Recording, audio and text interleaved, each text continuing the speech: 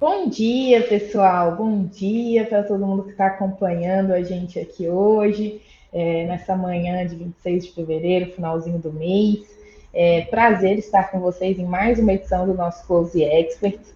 Antes de mais nada, já vou começar dando o tom um pouco do nosso evento. A gente gosta muito de interagir com quem está aqui assistindo a gente. Então, vou pedir para quem está assistindo, se apresenta aqui no chat do YouTube, né? Então fala aí de qual empresa você é, que área você trabalha, qual que é a cidade que você fica, para a gente entender um pouquinho mais de quem está acompanhando a gente, tá? A gente gosta muito de saber com quem a gente está interagindo. E aí eu vou explicar para vocês um pouquinho de como que vai funcionar esse nosso evento, o que é o Close Expert e tudo mais. Aqui na Close Care a gente faz esse evento mensalmente, né?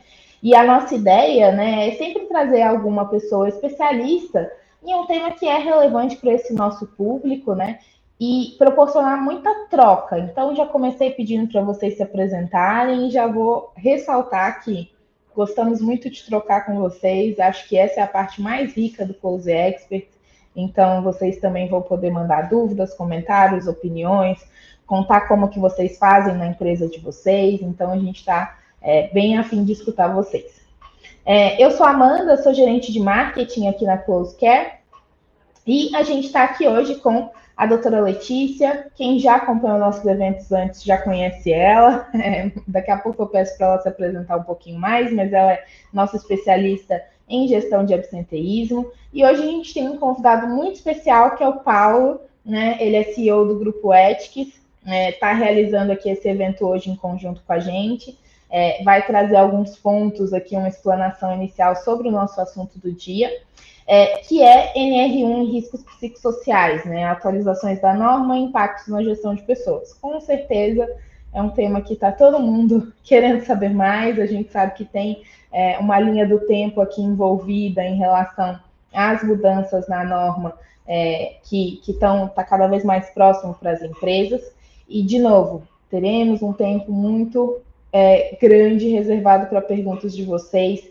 Se já tiverem pontos que vocês querem que a gente aborda, mandem aqui no chat que a gente já está anotando, tá bom? Antes da gente começar oficialmente, vou pedir tanto para a Letícia quanto para o Paulo se apresentarem um pouco melhor, para quem ainda não conhece eles. Gente, fiquem à vontade. Muito bom, vou começar aqui e vou deixar mais tempo aqui para o Paulo, que é o nosso especialista, né? E aí eu já vou falar um negócio que a Amanda já comentou. Gente, aproveitem um tempo as perguntas. O Paulo fez centenas de avaliações aí de avaliação de risco psicossocial. Tem uma pessoa que vocês precisam usar aqui o tempo dele, é o do Paulo, gente. A gente ficou ali atrás do Paulo. Paulo, vem aqui, porque a gente sabe que não é uma pessoa que só está ali estudando. É uma pessoa mão na massa, que é um pouco do que a gente sempre gosta de trazer aqui no nosso Close Experts. Então, formula ali a sua pergunta, já deixa aqui, que a gente vai ter bastante tempo para as perguntas. Ah, eu fiz assim, eu ouvi isso, eu queria saber sua opinião. Usa o tempo, gente. Então, desculpa aqui o parênteses, meu nome é Letícia, eu sou médica do trabalho, sou CEO aqui também da Close Care, estou aqui, né, na frente da gestão de absenteísmo, que é o nosso objetivo principal, né? A gente fala, eu e a Amanda, a gente sempre fala assim, eu falo para todo mundo que me escuta aqui, por favor, né, me ajudem aí a quebrar esse estigma que gestão de absenteísmo era cortar atestado. Nossa, é uma ferramenta de gestão muito boa ali, que geralmente você já tem esses dados, então é muito bacana vocês entrarem no universo da gestão de absenteísmo. Tem bastante gente aqui que eu já vi aqui que já fez o curso, inclusive. E é isso, gente. Eu vou deixar bem simples aqui a minha apresentação e vou dar o espaço aqui para o Paulo. Olá, pessoal. Bom dia. Obrigado, Letícia. Obrigado, Amanda. Vou me apresentar aqui. Sou o Paulo Hirakawa. Para as pessoas com deficiência que foram acompanhar, que estão aí, tenho uma estatura de 1,80 m, sou descendente oriental, estou com uma camiseta preta e óculos no rosto. E vamos lá. Eu sou um amante de saúde ocupacional, né? Gosto de me apresentar assim, porque a gente gosta de falar de todos os possíveis riscos ocupacionais existentes no trabalho. Então, há 15 anos nós empreendemos na área, a gente atua a nível Brasil, fazendo a gestão da Ethics, né? Estamos à frente da Ethics, no departamento que cuida de todo os ambientes, né? Todos os riscos.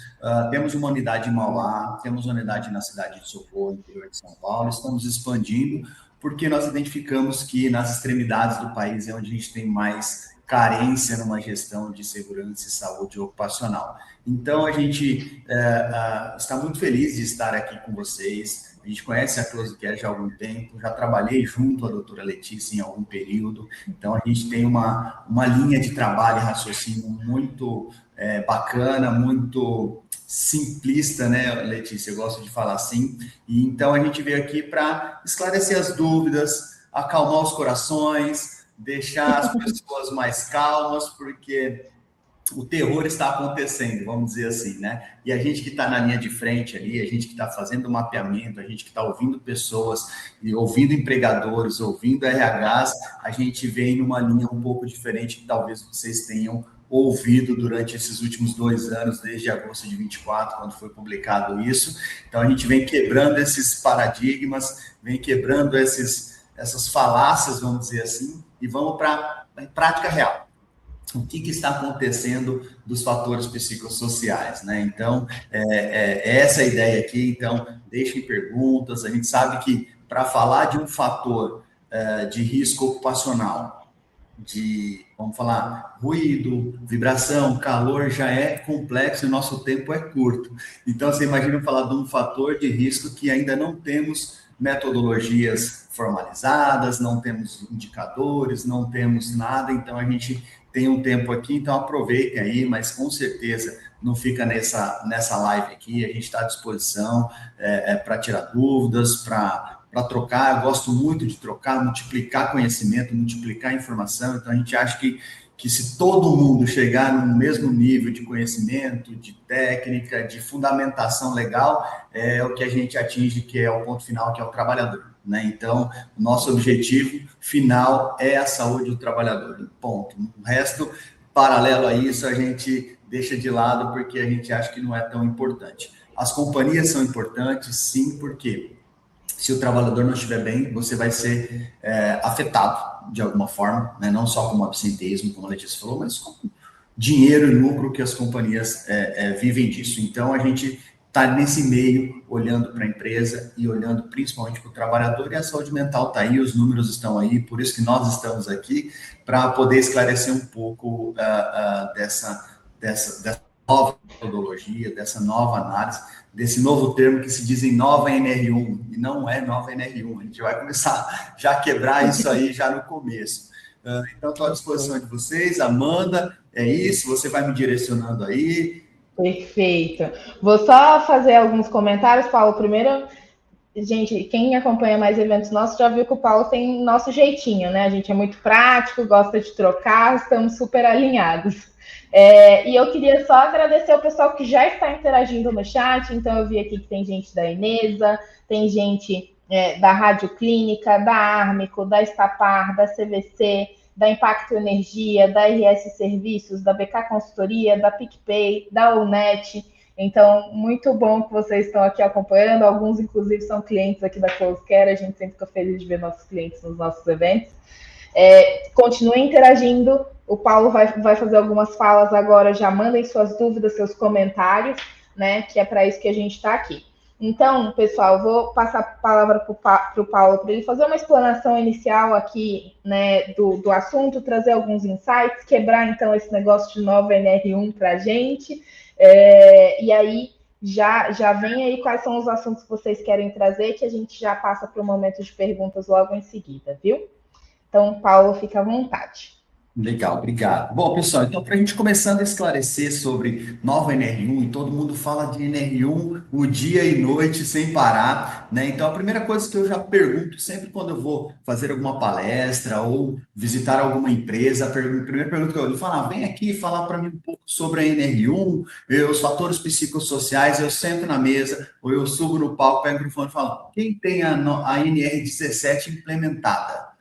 aí todo mundo já fica mudo, e o cri já começa, né? Então, por quê? Porque se você não tem ergonomia, você não vai conseguir falar de nova NR1, novo texto da NR1, né? Então, vamos, de novo, não conheço o nível das pessoas que estão aqui, mas vamos voltar um pouquinho só para falar um pouco sobre os fatores psicossociais, né? Então, a gente tem ali o nosso PPRA, que é um pouco mais antigo, né? A gente tem o nosso PPRA que ele falava de riscos físicos, químicos e biológicos. E aí era uma briga eterna. Ergonomia entra ou não entra? Acidente entra ou não entra? Nós que sempre nascemos, enquanto segurança do trabalho, nascemos com clínica e trabalhando com médicos, para mim sempre foi muito claro que a ergonomia sempre teve que entrar. Porque, afinal, a doutora Letícia está aqui, se eu não identificar que o cara tem um transporte manual de cargas, que ele levanta peso, o médico no consultório não vai examinar uma hérnia inguinal, não vai fazer uma palpação ou alguma coisa assim, né? Porque o atendimento ocupacional, ele é direcionado aos riscos que a pessoa tem. Então, aí a gente entra no PGR. O PGR vem falando, olha, agora tem que fazer riscos físicos, químicos, biológicos, ergonômicos e acidentes. Opa, o PGR, quando entrou em 2020, 2021, ele falou, agora tem que ter ergonômico e acidentes, combinado. E aí depois vem 22, na atualização, que ele fala assim, ó, físico, químico, biológico, ergonômico, incluindo fatores psicossociais. Aí acabou o mundo. Aí começou a nossa tragédia, né? Por que foi desmembrado os riscos ergonômicos, os fatores psicossociais? Então, e aí começou essa discussão. Nossa, como que eu vou avaliar esses riscos? O que são esses riscos? Então, todo mundo fala da NR1. Aí eu sempre gosto de trazer um termo que seria a mesma coisa de fazer assim, ó, avaliar os riscos físicos, incluindo o ruído. Não, né? Então, avaliar os riscos químicos, incluindo o tolueno, né? Um agente químico. Então, não faz muito sentido. Então, seriam os fatores ergonômicos. Dentro dos fatores ergonômicos, nós encontraremos os psicossociais. Então, para a gente ficar na mesma pauta aqui, gente, a gente tem que falar de NR17. Paulo, eu nunca ouvi falar disso, onde que está isso? Então, sempre esteve lá no riscos ergonômicos, a gente avalia a parte biomecânica e organizacional. Então, está dentro dos fatores organizacionais da empresa, né? E aí, quando você vai para o manual, para o guia, né, que o manual a gente não tem ainda, então o governo me publica a norma, a 24, ele fala, ó, em maio de 25, você tem que agora avaliar os fatores psicossociais e soltou. E aí começou aquele desespero que nós todos sabemos aqui, como que eu vou implementar, quais são as ferramentas que eu vou utilizar, e aí a gente conseguiu mais um ano de prorrogação, e quando tivemos essa prorrogação ali em meados de abril do ano passado, o Ministério do Trabalho falou, nós vamos liberar um guia, né, agora mês que vem, e daqui 6 meses nós vamos liberar o manual. Já faz mais de um ano e o manual não chegou ainda, né? Então, esse é o primeiro ponto. Não temos manual a seguir. Não sabemos o que a fiscalização vai pedir. Nós sabemos, e eu já tenho clientes fiscalizados que já vieram pedindo assim, descreva como está sendo as tratativas de fatores psicossociais. Isso que nem entrou a legislação ainda. Então, na fiscalização, nas autuações, já tem esses pedidos.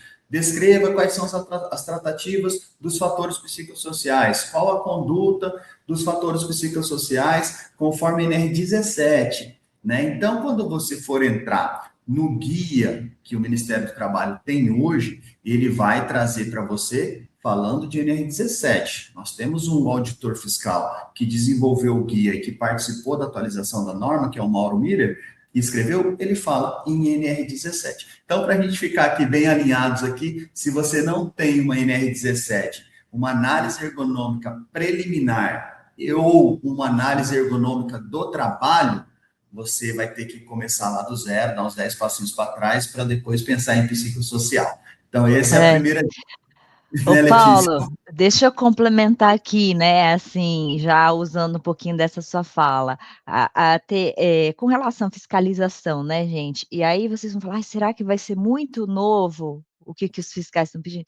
Gente, é a mesma coisa, quem já foi fiscalizado, sabe, como que você está executando aquilo que você está falando no seu programa, como que você está controlando, quais as evidências, então assim, pode mudar o risco, né? Mas no final as perguntas são muito iguais que a gente está vendo na prática. Ah, pode não ter manual, mas gente, é a forma de a forma de fiscalizar é a mesma. Você está falando de riscos. O risco independe, mas está controlado? Quais as evidências? Qual que é a análise epidemiológica em cima da sua população? É tudo muito parecido, né? Porque, de novo, é o que o Paulo falou no começo, gente. Tem uma coisa que tem que ficar, é isso, né? Da articulação. A outra palavra, né? Que aparece em todas as. Uma NR articulada com a outra. Né? E acho que esse é o exemplo mais clássico, a 17/1 aqui, que a gente tem falado nos últimos anos. Então, é isso, né? Acho que assim, as exigências que vocês vão ter não vão ser muito diferentes, porque o que o Paulo está trazendo aqui é a realidade, é um risco que já existe, né? A forma de acompanhar, você pode não ter o como ali muito exato, igual você tem alguns riscos, mas, gente, coloquem isso, né? Porque acho que a fala do Paulo de, gente, vamos simplificar um pouco essas coisas, vamos tirar esses medos e esses terrores todos, começa daqui. Então, muito bom ponto aí, viu, Paulo? Acho que traz muitos conceitos da própria medicina e segurança do trabalho, né? Articular uma NR com a outra, avaliar os riscos, a gente resgata tudo isso, né? Muito, muito legal, seu ponto. Perfeito. E pegando esse ponto seu de articulação com as demais normas, Letícia, quando a gente vai olhar todas as 36 normas vigentes que nós temos, são 38 e 2 revogadas, você vai encontrar o fator de o que é o risco psicossocial no glossário somente na NR 37, que fala de trabalho naval. E ela deixa bem claro de todas as NRs, né? A Letícia fala, uma NR são articulada com a outra. Quando você não acha uma, você tem que encontrar em outra. Quando você vai, não tem nada a ver, né? A gente tem São Paulo aqui, trabalho naval, então não tem nada a ver. Mas como a gente atende a Bacia de Campos, a gente tem que olhar um pouco para essa norma. E ela deixa bem claro, eu vou ler só para o pessoal identificar aqui, o que pode ser um risco e o que realmente pode ser que eles identificam na empresa deles. Riscos psicossociais decorrem de deficiências na concepção, organização e gestão do trabalho. Então, a gente está falando que na organização, na concepção, né, vou montar um setor na minha empresa, um atendimento ao cliente, eu vou receber 10 mil ligações por dia, 2 pessoas vai atender? Não vai conseguir, talvez, né? Então, a concepção desse trabalho já está começando de forma errônea, né? Bem como de um contexto social de trabalho problemático, podendo ter efeitos negativos a nível psicológico, físico e social, como estresse relacionado ao trabalho, o esgotamento ou a depressão. Exemplos de condições de trabalho que conduzem a riscos psicossociais: carga de trabalho excessiva, exigências contraditórias, falta de clareza na definição das funções, ausência de sua participação na tomada de decisão que afetam o trabalhador, descontrole sobre a forma como executa o trabalho, gestão de mudanças organizacionais inadequadas, insegurança laboral, comunicação ineficaz. Olha aí, esse risco, esse fator é um dos que a gente mais encontra, né, em todas as empresas, da pequena à gigante. Deficiência de apoio por parte de chefias e colegas, assédio psicológico ou sexual, violência proveniente de terceiros. Pronto. Então, essa definição é o que está numa norma trabalhista. Tudo que fugir daqui, claro, a gente não pode se restringir a ela, mas legalmente, se uma fiscalização vier a te cobrar, ela vai te cobrar exatamente o que está nesse contexto do que é o fator de risco psicossocial. E aqui, vindo agora para nosso bate-papo, que é a prática real, é o que a gente identifica nas maiorias das empresas. Então, vamos lá, o nosso combinado de ir para a prática real. Todos os mapeamentos que a gente faz, como que a gente faz. Primeiro, o surto dos diretores, dos líderes, dos RHs. Nossa, vou fazer uma pesquisa com essas perguntas. Quais são essas perguntas? Não vamos fazer agora, vamos se preparar, sei lá, vamos respirar, vamos fazer um yoga antes, vamos fazer alguma coisa antes. Calma, né? Muita gente já tem a consciência de que vai vir só respostas negativas para as empresas, né? Então, esse é o primeiro ponto. Não vem só resposta negativa. Aliás, muitas respostas são positivas, da grande maioria. E eu vou te dar aqui as 2 maiores queixas de mais de 2 anos de mapeamento que a gente tem feito. A primeira, a ausência de feedbacks. A segunda, a autonomia do trabalho. Pronto. São as 2 queixas. Não está vindo assédio, não está vindo assédio moral, não está vindo sobrecarga de trabalho. Vem, né? Claro, vem. Mas o campeão são autonomia e feedbacks, né? E aí, quando a gente fala de ergonomia, gente, só para dar um exemplo para vocês, para tirar um pouco esse medo de querer mapear, esse medo de querer ouvir, esse medo de querer saber quais os fatores possíveis, né? Possíveis que tenha dentro da companhia, a gente falar de ergonomia. Hoje, o campeão de afastamento no INSS são as CID-M. O que é CID-M? São as dores lombares, né, dorsalgia, são o ombro. Então, esse é o maior afastamento que as empresas têm, né? Então, quando a gente fala de transtorno mental, a gente está falando de CID-F.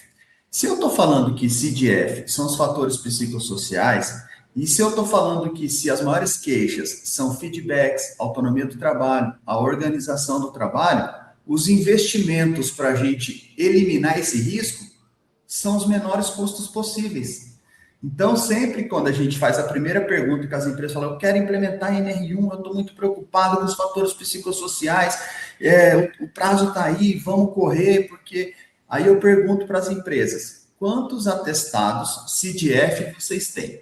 Né? Eu não sei, de novo, o público que nós estamos aqui de sem indústria, tem diversos segmentos, né? Mas quantas CID-Fs você tem? Eu tenho de 1.000 funcionários, eu tenho 10. Nossa, não chega nem 1% da sua população. Se eu perguntar quantas CID-M você tem? Nossa, eu tenho 500 atestados de ombro, coluna, né? Então, o foco seu, apesar de ter que atender a norma, seria o atender o risco ergonômico, levantamento de peso, postura, movimentos repetitivos. Então, as pessoas estão preocupadas tanto com o psicossocial, e aí quando ela vai fazer uma análise, é o que nós já conversamos com a Letícia há algum tempo, se você faz uma boa gestão de absenteísmo, que seja numa planilhinha que você faça lá, você já tem um indicador se realmente você tem que ficar preocupado com o fator psicossocial. Então, você já tem o controle de CIDs-Fs, você já sabe quais são os setores, você já sabe o tempo de afastamento que essa pessoa média fica, você sabe se é homem ou mulher, você sabe se é o jovem, ou se é o 40 mais, se é o 30 mais, se é o jovem 20 mais. Você já consegue identificar isso aí.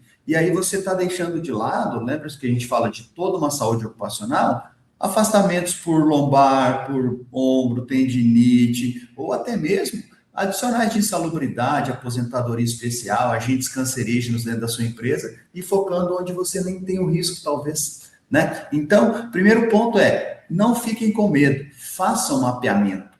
E outra coisa que eu leio aqui todos os dias, isso vai para o e-social? Não vai para o e-social. Não vai para a Receita Federal, né? O que vai para o e-social? Riscos físicos, químicos e biológicos, e alguns deles, somente o que gera uma aposentadoria especial, tá? Então, por exemplo, se você tem uma pessoa que está exposta à umidade é insalubre, mas não vai para a aposentadoria especial. Então, não são todos os riscos que vão para o e-social. Então, primeira coisa, não vai para o e-social, vai para a sua mesa, enquanto gestor, o mapeamento que você fez, você tem que tratar, ponto. Não vai para lugar nenhum. Paulo, mas se vir uma coisa muito ruim, como vai vir outros riscos também, né? Se você tem lá um mapeamento de produto químico que é cancerígeno, você vai ter que resolver. Não posso deixar as pessoas com contato com um produto cancerígeno. Tem que resolver. É a mesma coisa. Nenhum departamento veio que deu um nível alto de ausência de autonomia do trabalho. Tudo bem, o que a gente vai fazer? Tratar esse fator. E aí a gente deu na minha matriz de risco, que é um risco crítico, que pode estar relacionado às possíveis doenças que apresentam de saúde mental, e a gente vai fazer um plano de ação, trata, depois você vai lá, tratou, mapeia de novo, até que esse risco que estava alto vem para médio, depois você melhora, e o velho PDCA, e ele volta para um risco baixo. Chegamos no risco baixo, é manter aquela condição. E aí sim, nós vamos falar do PGR. Tratei a minha análise ergonômica com os meus fatores psicossociais, aí sim, fiz um plano de ação na análise ergonômica, foi para um risco baixo, isso nem entra no meu PGR. Agora, se você não fizer nada, vai estar um risco lá, alto, moderado, ele vai entrar no seu PGR. Aí ele vai ser classificado como um risco. Aí ele vai entrar no seu PCMSO. E aí a grande chance dele sair no seu atestado de saúde ocupacional. E aí a gente tem um possível problema. Que aí você está reconhecendo que pode acontecer um nexo causal. Aquela pessoa ela tem um documento na mão dela, o funcionário tem uma cópia do atestado, fala, ó, eu tinha aqui um fator psicossocial, de assédio ou alguma coisa assim. Então tem que ter muito cuidado o que você colocar no seu documento. Por isso que o que a gente tem feito é mapeia, levanta, põe na mesa, RH, gestão.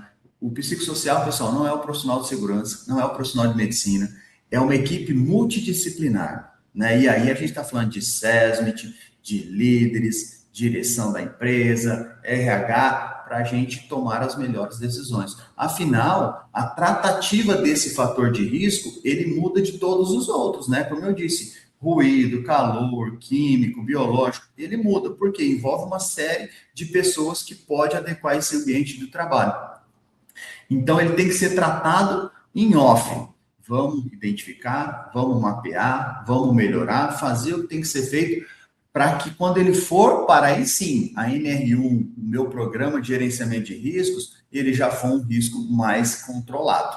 Então, esse é um pouco do que a gente tem vivenciado. Primeiro, assim, não fique com medo de mapear. Igual as empresas fazem pesquisa do clima. Se fizer pesquisa de clima, se você colocar 3 perguntas lá, vem falando que a água está ruim, o café tá fraco, ou o ar-condicionado está muito gelado, vai vir. O que você tem que fazer com essa pesquisa de clima? Tratar essa pesquisa de clima. Seria a mesma coisa, só que voltado para o ambiente de trabalho.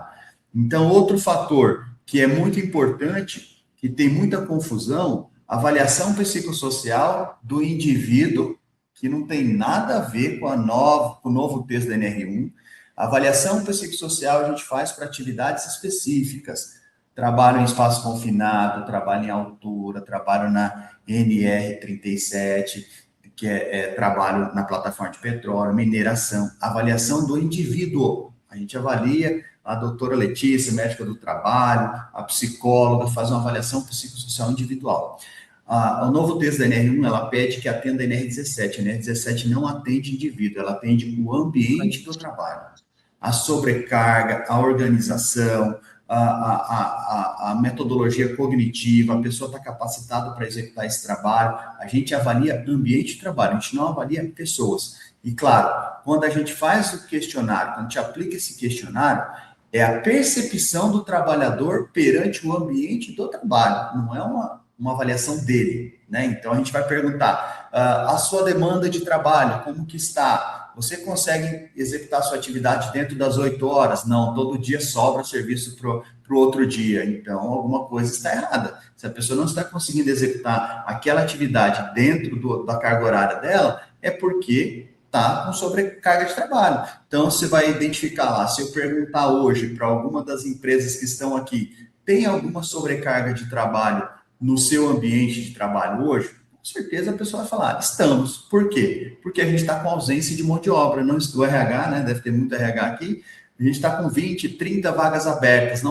Então, se você está com 20, 30 vagas abertas, se você for olhar lá para o campo, vai ter gente que está sobrecarregado. Se você for aplicar a ferramenta, pode ser que venha a resposta de sobrecarga de trabalho. E aí você vai falar, nossa, mas está com sobrecarga de trabalho na minha resposta aqui? Aí você vai ver lá um setor que tinha 4 pessoas, está com 2.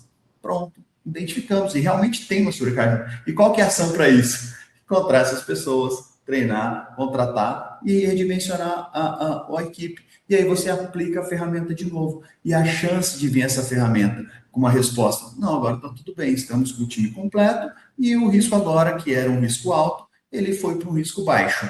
Então,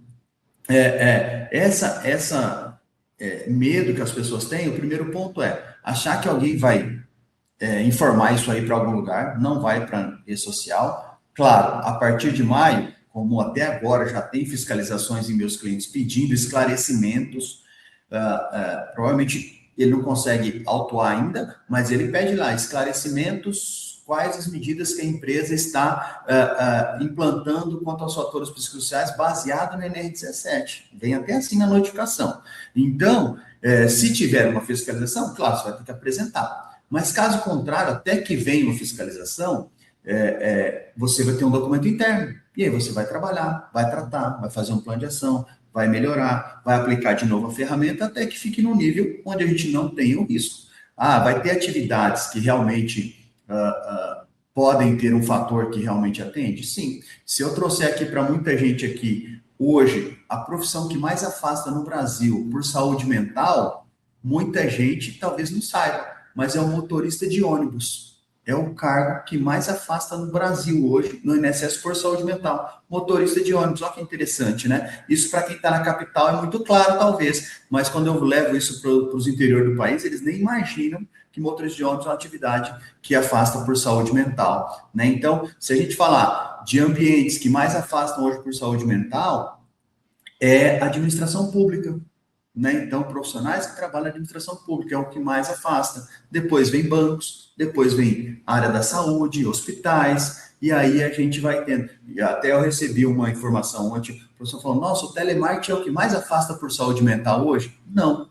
E por que que não é? Porque eles trabalham, o turnover é muito alto, eles trabalham a média de 6 meses, né? Não chega nem a querer ter um transtorno mental, eles saem antes, né? Então, a gente não tem. Se você olhar nos indicadores, a gente não tem. Todo mundo acha que, nossa, o operador de telemarketing é uma profissão que adoece as pessoas. Não adoece porque a pessoa não permanece. Talvez se ela permanecesse, ela poderia adquirir uma doença ocupacional com fator psicossocial. Então, quando a gente vai implementar os fatores psicossociais, a NR17, a análise ergonômica preliminar, a gente vai mapear isso, trazer para um plano, e aí a gente vai começar a tratar. Se a partir de maio tiver uma fiscalização, você vai ter que apresentar algo que está sendo feito, né? Então, nós passamos por isso em diversas fases das legislações, né? Quem está aqui também, que tem um pouco mais de experiência, passou por isso desde 2014, quando começou o E-Social, né? Foi um caos. As pessoas falaram, nossa, agora eu tenho que medir os riscos, ruído, calor, químico. Não, desde 78 você tinha que medir, né? Só que o E-Social exigiu que você informasse para ele esses fatores. Então, é a mesma questão. O manual de 2002 da NR17, gente, ele já falava de avaliar os fatores psicofisiológicos dos trabalhadores, 2002. Né? Então, por isso que a gente aqui sempre trabalhou com a questão ergonômica, porque é lá que a gente vai mapear, é lá que vai... Então, outro número também que é interessante trazer para vocês, a gente tem estatística do Ministério do Trabalho desde 2012, então, desde 2012 até 23, a gente sempre teve uma média de 250 mil pessoas afastadas por CDF, sempre teve, desde 2012, só que ninguém olhava para isso. E aí, de 23, que a gente teve esse boom, foi para 470 mil pessoas, aí a mídia começou a falar muito sobre esse afastamento, e aí sim a gente começou a olhar para isso. O governo criou a legislação e falou, o privado precisa olhar para isso aí. Mas também outro número que é importante vocês terem na cabeça para tirar um pouco do medo e do susto. Quando a mídia fala lá, 472 mil pessoas afastadas por saúde mental do trabalho, vocês sabem quantas foram B91? 9.800. Esse é um ótimo ponto, né, Paulo? Assim, pegando até o resgate de uma sua fala anterior ali, que, gente, a gente que faz gestão de absenteísmo aqui, existe uma confusão muito grande que você esclareceu na sua fala, né? Gestão, gente, do risco psicossocial é uma coisa, né? E CDF é outra, certo? Então, todo mundo que tem CDF foi acometido por um risco psicossocial? Não, certo? A gente já falou em vários eventos aqui que a relação de nexo causal ela continua existindo, como para os outros riscos também. Então, você não está fazendo gestão de riscos psicossociais e automaticamente está fazendo alguma esteira de cuidado para as pessoas com CDF, e você não está fazendo, se você está fazendo gestão das pessoas com CDF, você também não está fazendo de risco psicossocial. Né? Em alguns momentos elas se encontram, mas não é uma relação sempre direta, né? Então, acho que esse é um ponto super, super importante para a gente colocar, né, Paulo? E aí você falou bem, gente, ó, uma fala muito importante do Paulo aqui que eu detectei, que eu vejo que algumas pessoas têm muita dificuldade, é esse sequenciamento. né? Então, ele falou bastante da avaliação, falou da análise ergonômica, falou depois da classificação do risco, depois ele falou do PGR, depois ele falou do PCMSO, depois ele falou ali do evento, né, do acompanhamento. Então, e a gente teve, acho que um evento, né, Amanda, que a gente falou bem sobre isso. Às vezes vocês começam de trás para frente, do meio para frente, contratando o programa de não sei o quê, contratando alguém para falar, para treinar os líderes. Aí depois vocês querem pegar essa informação e fica uma salada ali, e aí vocês entram nessa doideira de que eu faço? Aí não dá resultado, onde eu começo? Então, poxa, essa fala foi bem interessante aqui do Paulo, e peguem isso, gente, porque esse passo a passo, ele é muito bom para vocês, tira, acho que, grande parte dos problemas de vocês. E eu estou preocupada aqui um pouquinho com o tempo, porque a gente está com muita pergunta, né, Amanda? Então, eu vou parar de falar aqui, e aí acho que a Amanda vai conduzindo aí também. Letícia, só para fazer um ponto de que você disse, as empresas estão colocando energia e dinheiro onde deveria direcionar para outra coisa, né? Então, às vezes, você compra um questionário. Quando você compra um questionário, ou um psicólogo, ou tem um terapeuta, ajuda, mas isso pode vir depois. É como você disse, primeiro eu implanto uma NR17, um comitê ergonômico bacana, onde você vai mapear esses riscos. Depois que você tem isso, aí sim você pode vir com a cereja do bolo, que seria as ações para melhorar esse ambiente. Então, eu estou vendo que as empresas estão rasgando dinheiro e não está sendo eficiente, né? Então, essa é uma observação aí. Mas vamos lá, Amanda, por causa do nosso tempo.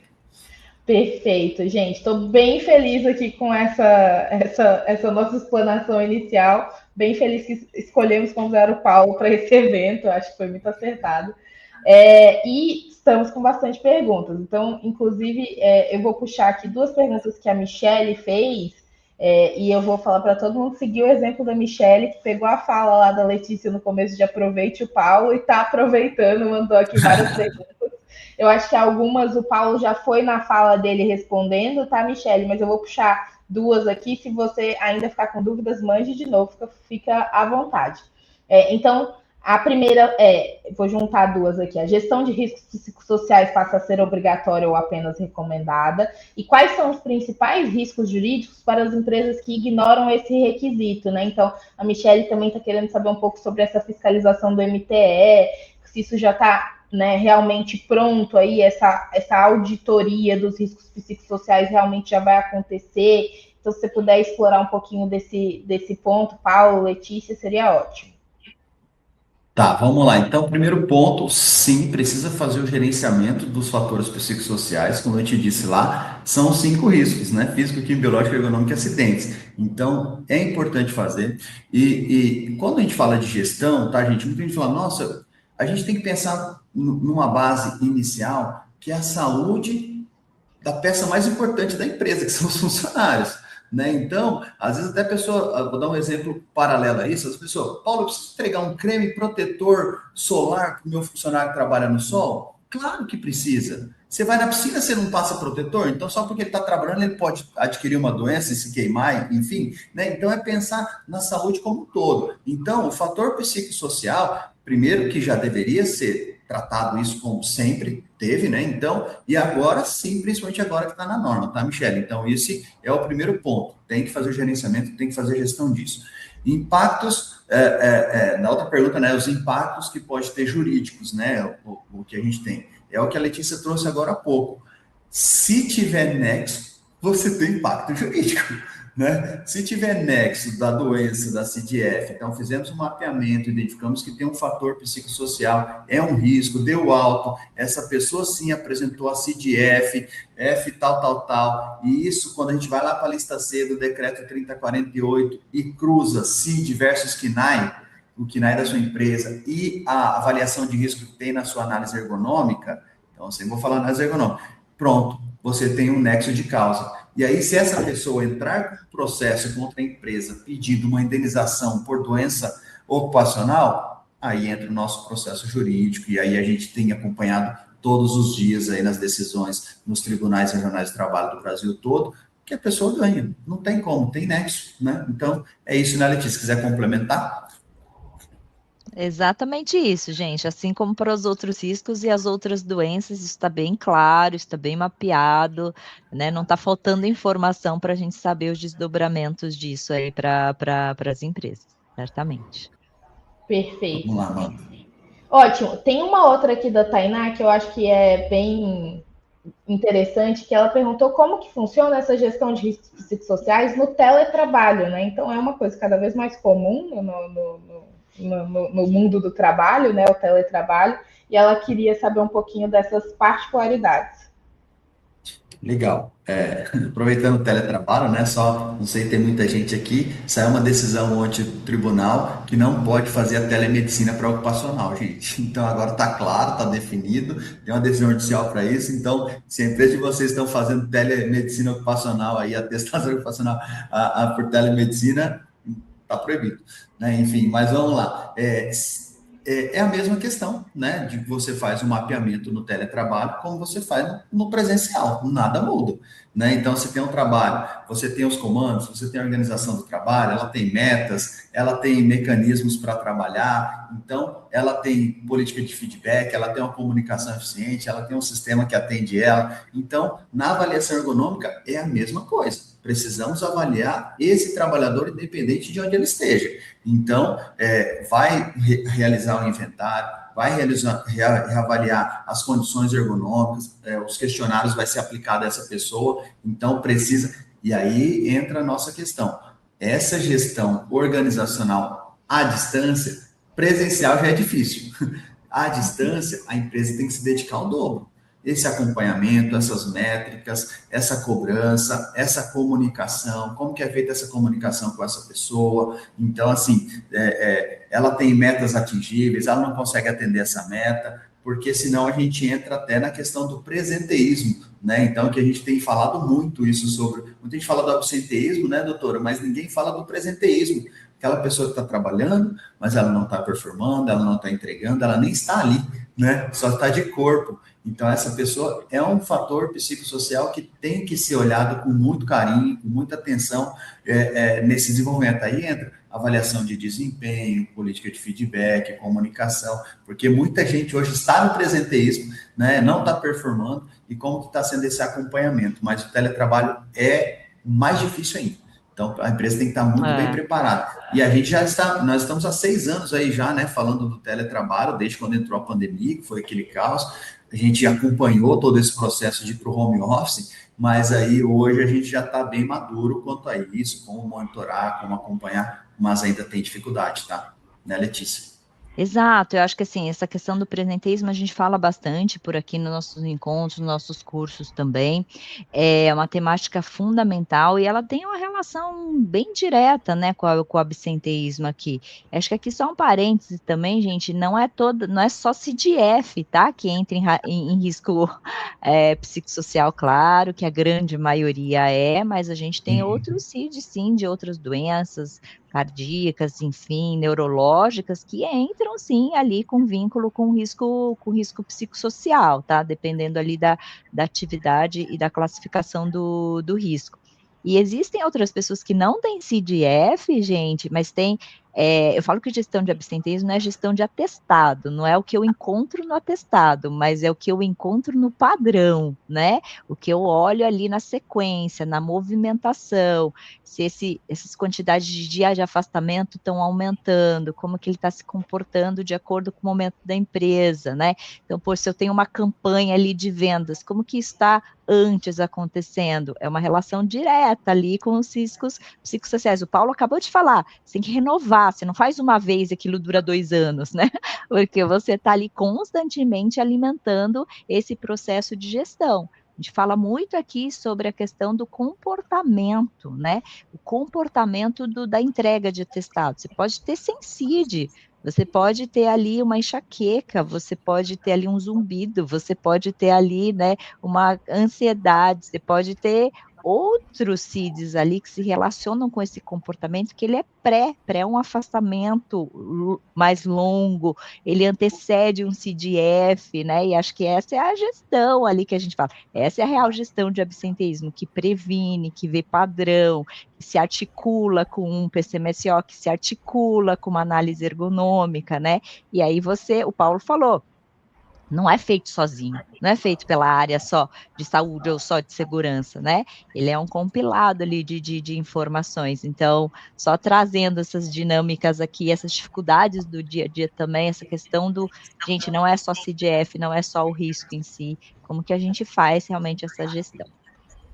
Só para complementar o teletrabalho, né, gente? Então, a legislação ela é bem clara. Você tem que entregar as mesmas condições que você tem na empresa física para o cara que está em casa. Ponto. Então, assim, Paulo, porque questionar, tem que entregar cadeira, tem que entregar mesa, tem que entregar o que o cara tem na empresa, ele tem que ter em casa. Ponto, acabou. Né? E aí entra toda essa gestão, treinamentos, acompanhamento e por aí vai. Vamos lá, Amanda. Perfeito. Ótimo. Gente, um tema, o tema aqui que sempre aparece quando a gente está falando, né, desse tópico de riscos psicossociais é o mapeamento. Paulo já falou um pouco sobre mapeamento, mas vieram algumas perguntas aqui que eu acho que vale a gente explorar um pouquinho mais. Então, o Fernando perguntou como quantificar os riscos psicossociais e a Eduarda perguntou se a gente, né, vocês, têm alguma recomendação de ferramenta para a identificação dos riscos psicossociais. Então, acho que vale a gente voltar um pouquinho nesse assunto e aprofundar um pouquinho mais. Perfeito. Como eu disse lá no começo, né, a legislação caiu no nosso colo e falou faça. Não falou como, não nos deu manual, não nos deu direcionamento. A legislação italiana tem uma ferramenta própria, tanto para quem implementa, quanto para os fiscais. Falando de fiscais, gente, para quem não sabe, a gente acabou de ser empossado em 980 fiscais em dezembro, passaram em treinamento e agora em fevereiro eles foram divididos na subsecretaria. Então a gente tem aí quase 1.000 fiscais fiscalizando e com certeza eles vão vir com muita sede a partir de maio fiscalizando. Não assustando mais e abriram mais 200 convocações aqui, auditores fiscais. Então, na Itália a gente tem a ferramenta para mapear e a ferramenta para os fiscais notificarem. No Chile tem ferramenta própria. Então, essa conversa que o Brasil trouxe, que não tem como fazer uma ferramenta, a empresa escolhe a ferramenta dela, para mim isso aí é escorregar no sabão e falar assim, não quero ter trabalho, mas a gente viu que em outros países tem ferramenta, tem método de fiscalização, porque tá bom, o fiscal vai chegar e vai te perguntar, deixa eu ver, você tem os psicossociais?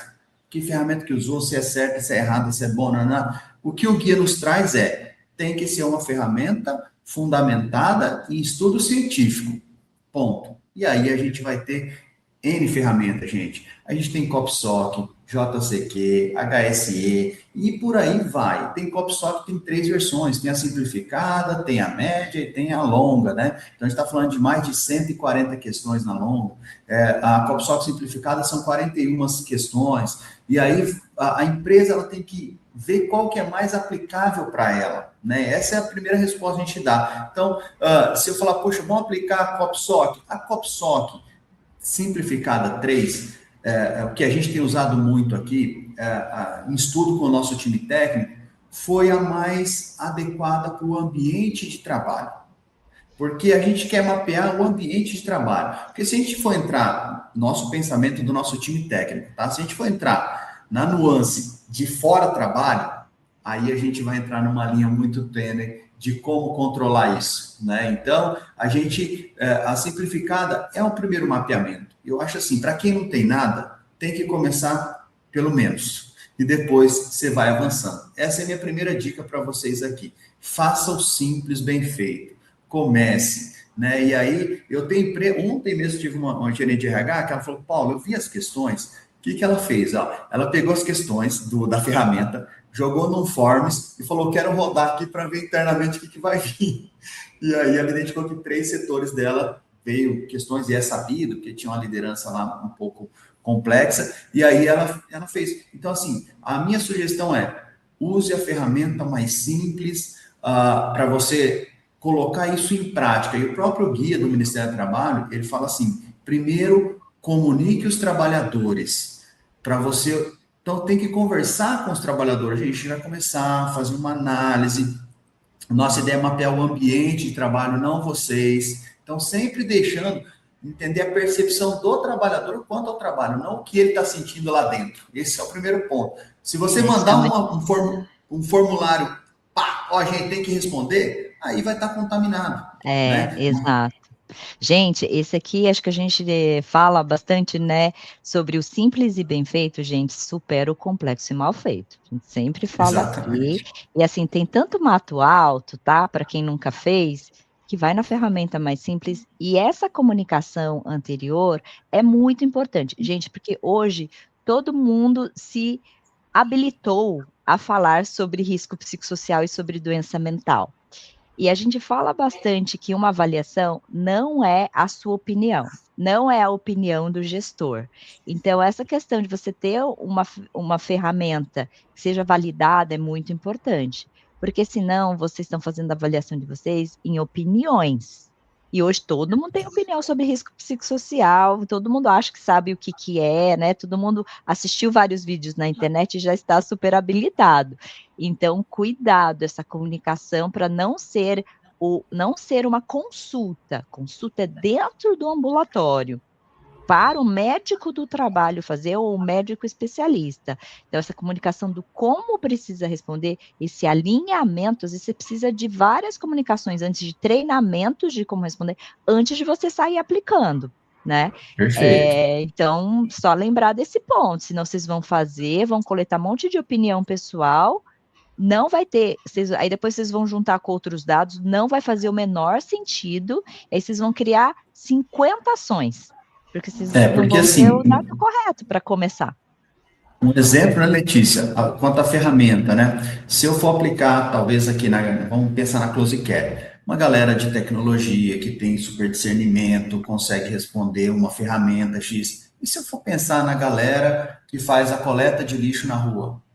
Ó, pra você ver, é o mesmo trabalhador, é a mesma ferramenta, são as mesmas perguntas. Então, é muito uma análise muito mais detalhada. Minha equipe, meus funcionários vão conseguir responder isso, eles estão cientes quanto a isso, como que vai ser essa aplicação, eu vou ter que sentar um profissional lá com ele e destrinchar isso, não. Então, tudo isso quanto à ferramenta, é o que eu falo, começa pela simples, a mais básica, porque vamos pensar em fiscalização. Se tiver fiscalização, você já está implementando, já tem alguma coisa ali, depois vamos pensar em gestão. Putz, fizemos o primeiro mapa, foi interessante, ver alguma coisa, pois eu posso aplicar outra ferramenta? Pode. Num segundo momento, agora eu quero ir mais a fundo, eu quero saber da vida social dessa pessoa, quero saber como estão esses aspectos, e aí você amplia. Mas como é coisa nova, tudo que é novo, eu falo, tira o pé, vamos no básico, vamos fazer o que tem que ser feito, e depois a gente vai melhorando. Sempre essa ideia, que é o que ela falou. Você pega uma gigante e faz mal feito, você vai estar se comprometendo, você não vai conseguir entregar no prazo, as pessoas não vão conseguir entender. Então, comunique a equipe, apresente a norma, fala como tem que ser feito, quais são os objetivos da empresa, por que vocês estão fazendo essas perguntas, porque a gente quer melhorar o ambiente, que a gente quer... Então, é essa a ideia, comunicar os trabalhadores sempre, depois aplicar a ferramenta. Não sai aplicando, falar, preciso que todo mundo responda até maio. Acabou, isso vai estar contaminado. É isso, Amanda. Deixa eu esclarecer a pergunta dos amigos aí. Perfeito, gente. Muitos bons pontos. Eu vou puxar aqui uma final, mas eu vou até já dizer que tem mais perguntas aqui no chat. Não vai dar tempo de respondermos todas. Então... Depois a gente responde, se as pessoas quiserem. Exato. Vamos nos comprometer também. Põe no grupo, Amanda, lá no grupo do absenteísmo, talvez. Ótimo, maravilha. Eu vou pedir para o time aqui da Close Care mandar aqui no chat. A gente tem um link de um grupo, gente, de debate sobre gestão de absenteísmo. Vocês podem entrar lá que a gente vai responder lá. E aí o Paulo responde por lá. Perfeito. E também a gente pode fazer alguns conteúdos depois para o nosso LinkedIn, até com o Paulo, se o Paulo for papo, respondendo essas outras perguntas aqui, que acho que vai ser muito legal. Vou puxar duas aqui da Michelle juntas para a gente fechar, vocês também, tanto Letícia quanto o Paulo, deixarem uma conclusão aqui para o pessoal e a gente também não passar muito do nosso horário, que é o seguinte, A Michelle trouxe: o treinamento de liderança pode ser considerado uma medida de controle? Programas de saúde mental substituem ações organizacionais? E depois ela trouxe uma que eu acho que junta tudo: quais medidas realmente funcionam para controlar os riscos psicossociais, né? E eu acho que essa é uma boa pergunta para a gente fechar aqui o nosso evento de hoje. Legal. Gente, tudo que for feito para a melhoria do desempenho da equipe, do ambiente de trabalho, ele vai ser válido. Lembra que quando a Letícia falou da classificação do risco, vai contar quando a gente jogar numa matriz de risco, se a empresa tem treinamento, capacitação, se ela tem política de feedback, se ela tem pausas programadas do trabalho. O cara trabalha, ele pode, a cada 2 horas faz uma pausa de 10 minutos, Então, tudo isso que vocês implementarem vai contar na avaliação do risco, né? Então, assim, eu sempre falo assim, uma pessoa falar uma coisa é uma análise. 50 pessoas falarem a mesma coisa é outra análise. E aí a gente vai pôr em consideração sempre isso. Então, sim, capacitar a liderança, como eu disse, né? A primeira coisa que vem nos questionários é autonomia e feedbacks, né? Depois, comunicação entra com o feedback. Mas se você tem uma equipe de liderança capacitada, que consiga dar esse feedback, que consiga dar essa autonomia para o trabalhador, se o trabalhador participa das decisões, que se você chegar lá e falar, a partir de amanhã você tem que fazer 30 peças. Essa mudança foi comunicada previamente a ele? Ele foi envolvido no processo? Se ele realmente é capaz de entregar 30 peças, ele fazia 10. Então, isso é uma autonomia dele participar dessa mudança, dessa gestão de mudança. Então, com certeza, treinar isso vale, vai contar na avaliação do risco, na própria resposta, gente. Você tem que entender que é uma resposta da percepção do trabalhador. O questionário é essa. É o quanto ele percebe que mudou. Meu líder, ele chegava, não dava bom dia. A percepção dele é que o líder não gosta dele ou que não se comunica. Se o líder, a partir de amanhã, ele recebe um treinamento, gente, tem que dar bom dia para todo mundo, tem que ir lá, perguntar se está bem, a percepção vai mudar.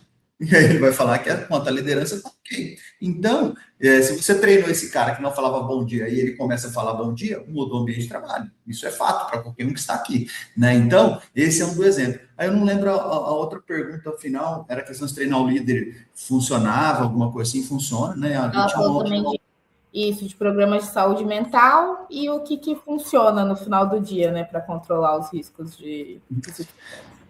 Sim, programa de saúde, qualquer tipo de programa funciona, né? Vamos falar, programa de vacinação funciona, programa de exercício funciona, de yoga funciona, e saúde mental também vai funcionar. Só que não adianta, eu sempre vejo as empresas contratando os programas de saúde mental sem mapeá-los antes, né? Então, de novo, temos o programa de saúde mental para atender qual o objetivo? Qual o objetivo desse programa? Né? Não adianta, eu contratei 2 psicólogas. Então, lembre-se que é um programa, né? Então, a gente tem vários programas na legislação trabalhista, né? Programa de proteção respiratória, programa de gerenciamento de risco, programa de controle médico. E aí, quando é um programa, eu preciso ter um objetivo. Eu vou ter um programa para mapear a questão de saúde mental. Eu vou avaliar nesse programa o que é acidente de trabalho, que é benefício 91, eu vou mapear o que não é acidente de trabalho, que é um auxílio-doença, eu vou dar treinamentos e capacitações, eu vou atender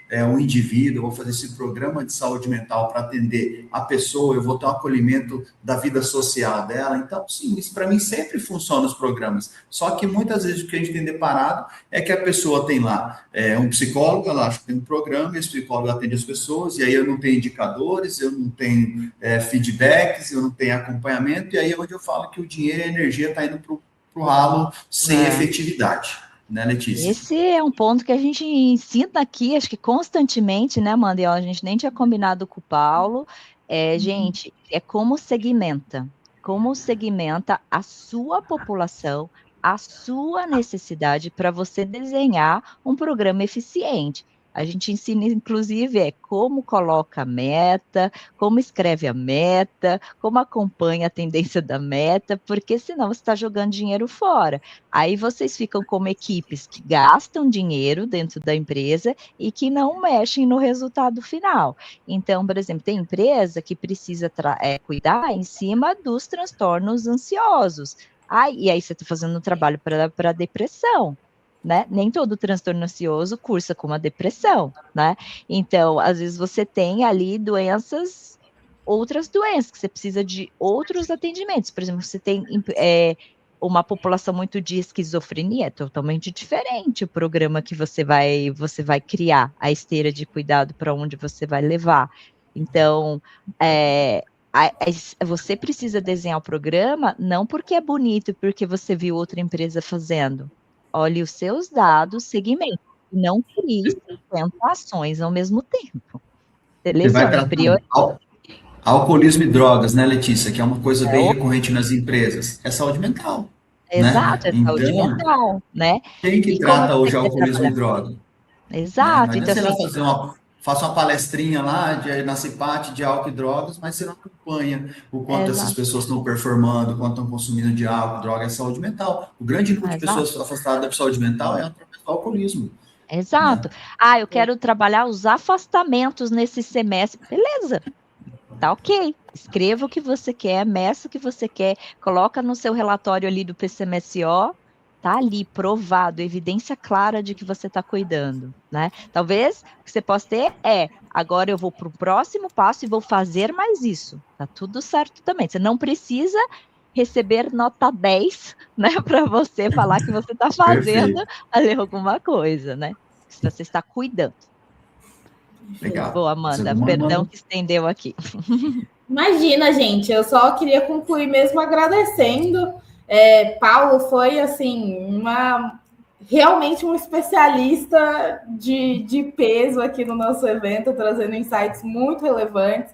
Queria te agradecer imensamente pela participação, pela interação aqui, pelos insights trazidos, dados que você mostrou, a praticidade com que você trouxe os pontos, assim, acho que foi realmente muito útil para todo mundo que está aqui. Doutora Letícia, que está sempre aqui trazendo também os pontos, os complementos, os insights, e está sempre aqui nos nossos eventos trazendo todo esse conhecimento. E todo mundo que nos assistiu, nos acompanhou até agora, vocês vão receber por e-mail gravação, feedback, queremos ouvir vocês. De novo, entrem no nosso grupo do WhatsApp, foi mandado o link aqui no chat. Interajam com a gente lá no LinkedIn, que a gente vai responder as outras perguntas que surgiram, que não deu tempo aqui, e contamos com vocês na próxima edição, no mês que vem do Close Experts. Tenho certeza que vocês vão continuar aprendendo e tendo insights muito úteis. Então, muito obrigada para todo mundo. Obrigada, Paulo, viu? Obrigada mesmo por aceitar o convite, por aqui trazer esse conhecimento aqui para o público que sempre assiste o Close Expert. Obrigada mesmo. Eu que agradeço. Estou à disposição para as eventuais dúvidas do pessoal aí. E a última mensagem é: calma, comece. Né? Não fique esperando a perfeição para começar. Comece a mapear com calma, com o mínimo, e aí olha para a sua questão ergonômica, e aí você vai começar a ter uma boa base para isso. E a gente está à disposição. Obrigado, um bom dia a todos aí. Obrigada. Perfeito, obrigada, gente. Um abraço para todos, até mais.